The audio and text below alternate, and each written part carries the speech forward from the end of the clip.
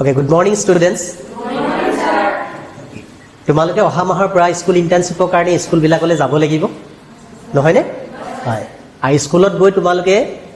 এটা বিষয়ত ক্লাছ কৰিব লাগিব, গণিতে বা ইংৰাজীয়ে, অসমীয়া এনেধৰণৰ বিভিন্ন বিষয়ৰ তোমালোকে ক্লাছসমূহ কৰিব লাগিব। তো আমি যোৱা কেইবছৰত আমাৰ যেতিয়া ষ্টুডেণ্টসকল স্কুললৈ যায় আৰু তাত গণিত বিষয়টো পঢ়াবলৈ লয়, তেন্তে আমি দেখা পাওঁ যে তেওঁলোকে কিছুমান গণিত বিষয়ৰ পঢ়াবলৈ যাওঁতে সমস্যাৰ সন্মুখীন হয়। তাৰে এটা প্ৰায় সাধাৰণতে কোৱা তেওঁলোকৰ পৰা পোৱা যিটো ৰেছপন্স, তাত আমি পোৱা এটা সমস্যা আমি দেখিছোঁ যে ধাৰ কৰা বিয়োগ অংকটো যেতিয়া ছাত্ৰ ছাত্ৰীসকলক কৰিবলৈ দিয়া হয়, তেন্তে তেওঁলোকে সিমান সহজকৈ কৰিব নোৱাৰে। বহু ছাত্ৰ ছাত্ৰীয়ে এইটো সমস্যা দেখিবলৈ পোৱা যায়। আজি আমি সেই ধাৰ কৰা বিয়োগ কেনেকৈনো কৰিম তাৰ সেই সমস্যাটোৰ এটা সমাধান বৈদিক সূত্ৰৰ ব্যৱহাৰ কৰি তাৰ সমাধান এটাৰ কথা আমি আজি আলোচনা কৰিম। ঠিক আছে? ঠিক আছে ছাৰ। এতিয়া চোৱা, আমি যেতিয়া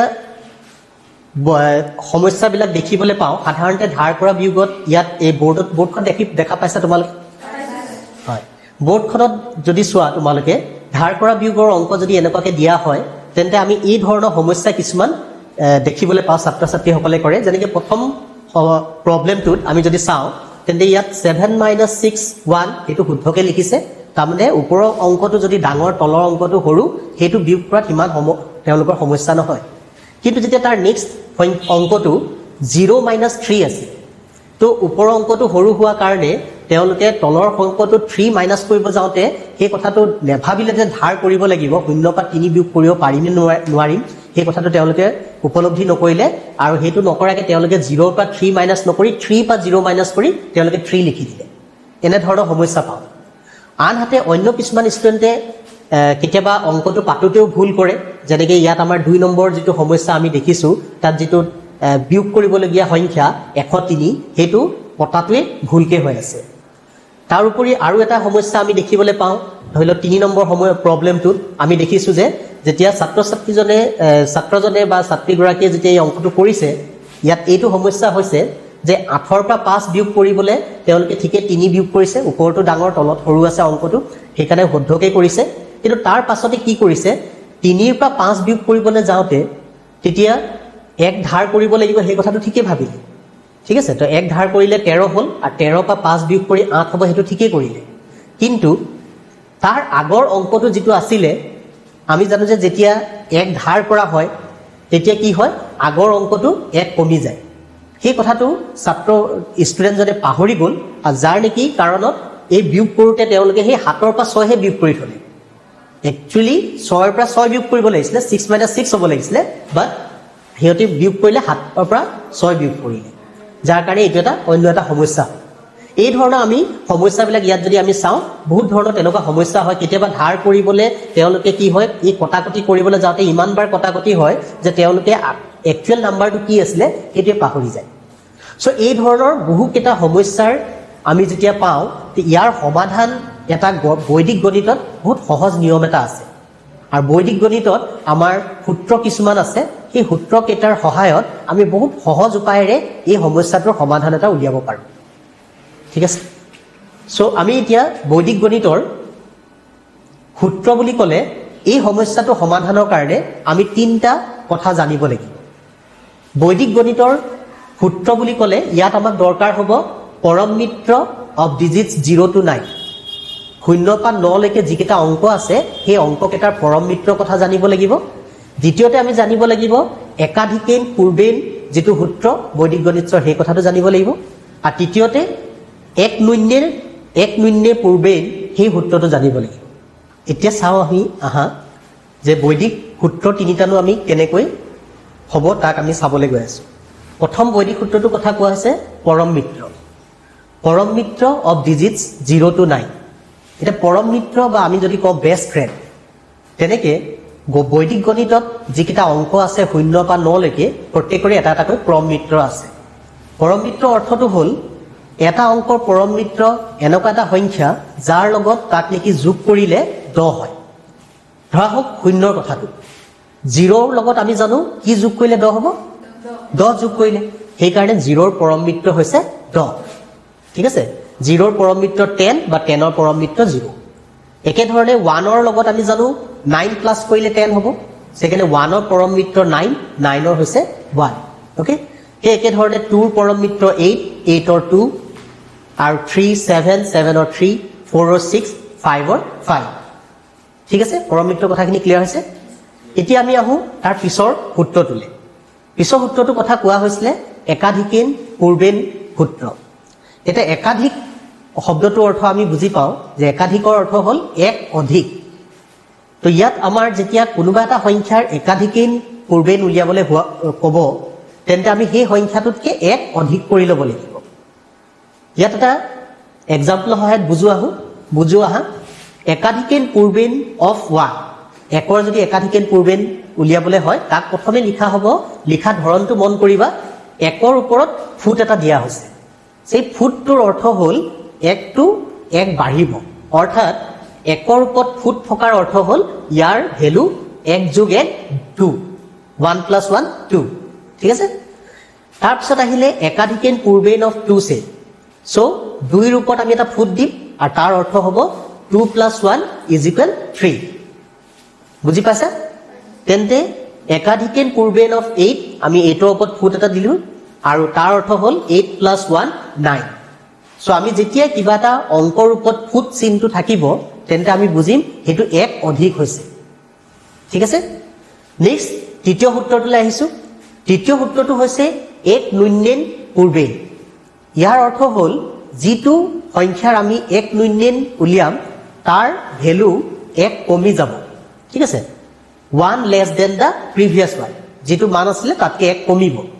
যেনেকৈ এক নুন্যন পূৰ্বেন অফ 1 is 1 minus 1 0 মানে এক নুন্যন যদি কৰা হয় একক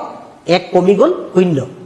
একেধৰণে এক নুন্যন পূৰ্বেন অফ 2 যদি কৰো তো 2 ৰ পৰা যদি এক কমাই দিয়া হয় তাৰ মান হ'বগে 1 আৰু এক নুন্যন পূৰ্বেন অফ যদি মই 7 উলিয়াও তেন্তে হাততকে এক কমিব তো 7 ৰ পৰা এক বিয়োগ হলে কিমান হ'বগে 6 ঠিক আছে এক নুন্যনৰ কথা ক্লিয়াৰ হ'ল একাধিকৰ কথা ক্লিয়াৰ হ'ল আৰু আমি পৰম মিত্ৰৰ কথা বুজিলো এই তিনটাৰ সহায়ত আমি কি ধৰণে বিয়োগ অংক কৰিব পাৰো তালে আমি যাওঁ ধৰা হোক এই ধৰণৰ বিয়োগ এটা দিয়া হৈছে আমি সাধাৰণতে স্কুলবিলাকত যেতিয়া যাওঁ ছাত্ৰ ছাত্ৰীসকলে যেতিয়া এনেকুৱা ধৰণৰ এটা বিয়োগ দিয়া হয় য'ত নেকি ওপৰৰ অংকটো তলৰ অংকটোতকৈ ডাঙৰ তেতিয়া তেওঁলোকক বিয়োগ কৰাত কিমান সমস্যা নহয় এটো সহজে কৰিব পাৰে কাৰণ ধাৰ কৰিবলগীয়া নহয় সো তেতিয়া আমি এক নুন্যন পূৰ্বেন সূত্ৰটো ব্যৱহাৰ কৰিলে হৈ যায় অৰ্থাৎ আমাক এতিয়া এই অংকটো দেখিছো 9 ৰ পৰা 2 বিয়োগ কৰিবলৈ কৈছে 9 ৰ পৰা 2 বিয়োগ কৰিবলৈ ক'লে আমি কি কৰিব লাগিব 9 ৰ পৰা 2 দুবাৰ আমি বিয়োগ কৰিম তাৰমানে 9 ৰ পৰা প্ৰথম 1 কমালো আৰু এটা 1 কমালো তো তেতিয়া আমাৰ কিমান হ'ব 7 9 ৰ পৰা 2 বিয়োগ কৰিলে 7 সেই একেধৰণে আমি 5 - 3 আমি লিখিছো 2 9 - 8 1 9 - 4 5 সো এই ধৰণৰ বিয়োগত আমাৰ সমস্যা নাই ইয়াত আমি এক নুন্যন পূৰ্বেন সূত্ৰটো অকল ব্যৱহাৰ কৰিলে হ'ল এতিয়া হু এই ধৰণৰ সমস্যাবিলাক য'ত নেকি ধাৰ কৰিবলগীয়া হয় যেতিয়া আমাক ধাৰ কৰিব লাগিব তেতিয়া আমাৰ দুটা সূত্ৰ ইয়াত ব্যৱহাৰ হ'ব পৰম মিত্ৰ সূত্ৰ আৰু একাধিকেন পূৰ্বেন সূত্ৰ এতিয়া আমি নিয়মখিনি বুজি লওঁ কি ধৰণে কৰিব লাগিব ইয়াত আমাৰ তিনটা স্টেপ থাকিব স্টেপ 1 যদি ওপৰৰ অংকটো তলৰ অংকটোতকৈ ডাঙৰ তেন্তে আগৰ নিয়মত আমি বিয়োগ কৰিলে হ'ল ওপৰৰ অংকটো যদি তলৰ অংকটোতকৈ ডাঙৰ তেন্তে আমি যেনেকৈ এক নুন্যন পূৰ্বেন সূত্ৰটো ব্যৱহাৰ কৰি বিয়োগ কৰিছিলো এজ ইট ইজ তেনেকৈ থাকিব কিন্তু যদি ওপৰৰ অংকটো সৰু তলৰ অংকটো ডাঙৰ হয় তেন্তে আমি পৰম মিত্ৰ আৰু একাধিকেন পূৰ্বেন সূত্ৰ ব্যৱহাৰ কৰিম ঠিক আছে এতিয়া ব্যৱহাৰ কৰা প্ৰক্ৰিয়াটো কি যেতিয়া আমি দেখিম যে ওপৰৰ অংকটো তলৰ অংকটোতকৈ ডাঙৰ সৰু হৈ আছে তেতিয়া আমাৰ তিনটা স্টেপত কাম হ'ব স্টেপ 1 প্ৰথমে আমি কি কৰিব লাগিব সেই অংকটোৰ আগৰ অংকটোত আমি একাধিকৰ সেই ফুট দিয়া কামটো কৰিব লাগিব ধৰা হোক এই প্ৰথম সমস্যাটো ইয়াত আমি দেখিছো 6 ৰ পৰা প্ৰথমে 6 ৰ পৰা 8ক বিয়োগ কৰিব দিছে তো 6 ৰ পৰা 8 মাইনাস হ'বনে নহয় তো আমি ধাৰ কৰিব লাগিব তো ধাৰ কৰা কথা যেতিয়া আহিব তেতিয়া এই তিনিটা নিয়ম আহিব 1 নম্বৰ কামটো হ'ব হে এই যেটো লিখা আছে তাৰ জাস্ট আগৰ অংকটোত আমি একাধিকৰ চিনটো দিম ফুট এটা দিম 1 নম্বৰ 2 নম্বৰ কামটো হ'ব এই 8ৰ যেটো পৰম মিত্ৰ সেই পৰম মিত্ৰৰ লগত ওপৰত যেটো সংখ্যা আছে সেই সংখ্যাটো যোগ কৰিম বুজি পাইছানে কথাটো ঠিক আছে সো আমি কি কৰিছো 6 ৰ পৰা 8 যেহেতু বিয়োগ নহয় তেন্তে আমি প্ৰথমে কি কৰিলো তাৰ আগৰ অংকটোত আমি ফুট এটা দিলো তাৰ পাছত আমি 8ৰ পৰম মিত্ৰ কিমান আছিল 2 ঠিক আছে সো 8ৰ পৰম মিত্ৰ 2ৰ লগত ওপৰৰ যেটো অংক আছে সেইটো যোগ দিম 2 + 6 কিমান হবে 8 2 + 6 8 এই 8 টো ইয়াত লিখা হৈছে ঠিক আছে নেক্সট এতিয়া 5 আৰু এইটো এটা যেতিয়া 8ৰ ওপৰত ফুট এটা দিয়া হয় মানে 8ৰ একাধিক 8ৰ ওপৰত ফুট দিলে তাৰ মানটো কিমান হ'ব 9 তো 8ৰ ওপৰত ফুট দিয়াৰ অৰ্থ হ'ল ইয়াৰ মান এতিয়া 9 হৈ আছে সেই একে সমস্যা 5ৰ পৰা 9 মাইনাস কৰিব পাৰিম নে নোৱাৰিম নোৱাৰো তেতিয়া ধাৰ কৰিব লাগিব তো ধাৰ কৰিবলৈ কাৰণে যেতিয়া আহিব কথাটো নিয়মটো হে একেটাই আগৰ অংকটোত আমি এটা ফুট দিলু তাৰ পাছত এই অংকটোৰ যেটো পৰম মিত্ৰ 9ৰ পৰম মিত্ৰ কি আছিল বাৰু 1 1ৰ লগত ওপৰৰ অংকটো যোগ দিম 1 + 5 কিমান হ'বগে 6 বুজি পাইছা তাৰ পাছৰটো লাইছো আকৌ এতিয়া এই 9ৰ ওপৰত ফুট দিয়াৰ অৰ্থটো কি বাৰু এটো মান কিমান হ'বগে 9ৰ একাধিক কৰা মানে 10 হৈ গ'ল 6ৰ পৰা এতিয়া 10 মাইনাস হ'বনে নহয় আমাৰ সমস্যা হ'ব এতিয়া তেন্তে আমি কি কৰিব লাগিব এই 10ৰ পৰম মিত্ৰ কি বুলি কৈছো 0 0ৰ লগত ওপৰটো আমি যোগ দিম 0ৰ লগত 6 প্লাস কৰিলে কিমান হ'ব 6 এখানে আমি 6 লিখিলো ঠিক আছে আজি হেতু আমি ইয়াত ধাৰ কৰিছিলো এখানে আগৰ সংখ্যাটোত এটা ফুট এটা দিছো ঠিক আছে এতিয়া 3 আৰু তাৰ তলৰ সংখ্যাটো 2 ৰ ওপৰত ফুট থকা মানে হেতু কি বুজাইছে বাৰু 3 পৰা 3 মাইনাস কৰিব পাৰি নে পাৰি কিমান হ'ব 3 পৰা 3 মাইনাস কৰিলে 0 আগত আমি 0 ইয়াত আমি নিলিখো আমি জানো যে শূন্যটো আগত লিখা নহয় এতেকে এই প্ৰথম যেটো সমস্যা তাৰ সমাধানটো হ'ব 668 668 বুজি পাইছা ঠিক আছে এতিয়া আমি আহো দ্বিতীয় সমস্যাটো তাত কেনেকৈ হৈছে প্ৰথম আমাৰ কি আছে ইয়াত 6 আৰু তাৰ তলতে আছে 7 6ৰ পৰা 7 আমি ডাইৰেক্ট মাইনাস কৰিব পাৰিম নোৱাৰো সেইকাৰণে আমি কি কৰিব লাগিব নিয়মটো আছিলে আগৰ অংকটোত ফুট এটা দিব লাগিব আগৰ অংকটোত ফুটটো দিলু তাৰ পাছত এই তলত যেটো অংক আছে 8 7 এই 7ৰ পৰম মিত্ৰ কিমান আছিল 3 লগত 6 টো কি কৰিব লাগে প্লাস কৰি দিব লাগে তো 3 + 6 কিমান হ'লগে 9 আহিলে এটা 7 আৰু তাৰ তলত আছে 4ৰ ওপৰত ফুট তাৰমানে 4ৰ একাধিক কিমান 5 তো 7ৰ পৰা 5 মাইনাস কৰিলে কিমান হ'ব 2 এটা আমি লিখিব পাৰো যত লিখি ওপৰৰ অংকটো ডাঙৰ তলৰ অংকটো সৰু তাত আমাৰ চিন্তাৰ বিষয় একো নাই একো কৰিব নালাগে যেনেকৈ আগতে আমি কৰি আহো ওপৰটো বা তলৰ সংখ্যাটো এজ ইট ইজ বিয়োগ কৰিব লাগে তো 7ৰ পৰা 5 বিয়োগ কৰিলে 2 ঠিক আছে তাৰছত আছে 5 5 - 1 5ৰ পৰা 1 মাইনাস কৰিলে কিমান হ'ব 4 এটোলৈ সমস্যা নাই 4 লিখা হ'ল দেন আহিলে ওপৰত আছে 2 তলত আছে 3 এবাৰ বিয়োগ হ'ব নহয় এবাৰ আমি ধাৰ কৰিব লাগিব আৰ ধাৰ কৰা কথা যেতিয়া আহিব তেতিয়া সেই তিনটা স্টেপ প্ৰথমে আমি কোড দিম ফুটটো তাৰ আগৰ অংকটোত ফুট দিলু তাৰছত এই অংকটোৰ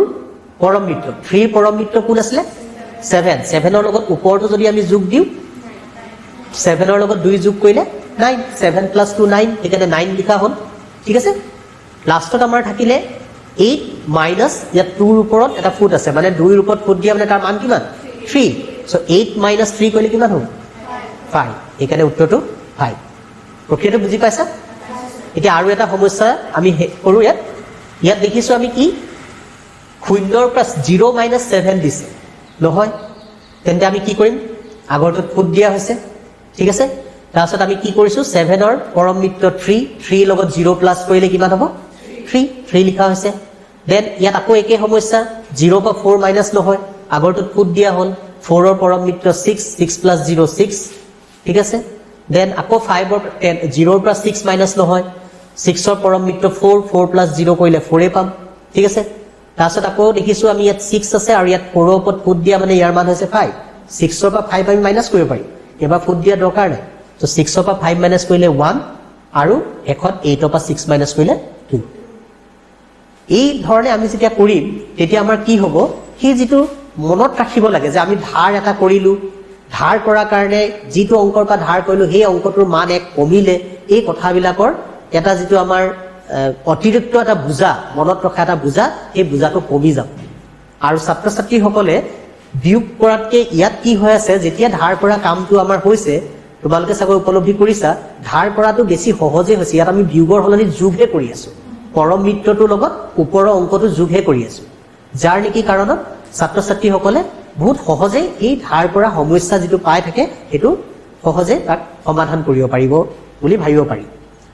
চ' তোমালোকে যেতিয়া এনেকুৱা সমস্যা পোৱা নিজৰ স্কুল ইণ্টাৰ্ণশ্বিপত